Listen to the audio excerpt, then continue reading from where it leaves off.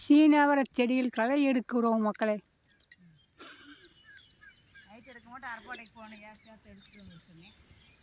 9 மணி சாப்பிட டைம். சாப்பிட போகிறோம். பேசுங்க.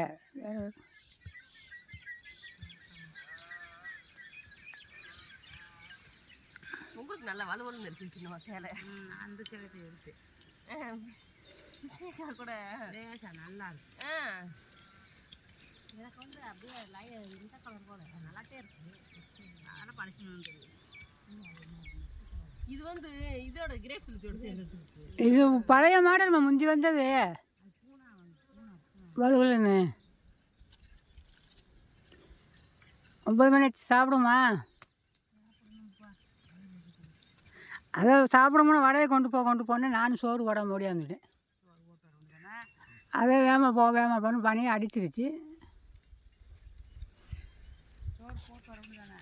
போகல, நீ போய் இந்த வழி சாப்பிடுவோம். நீங்கள் சாப்பிடுங்க.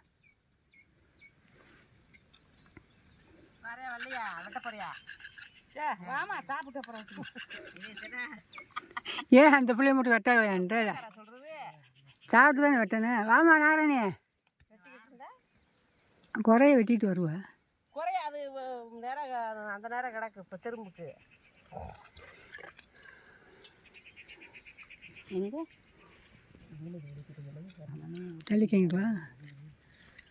நம்ம கழுவு எதனா செஞ்சுட்டு போகிறோம்.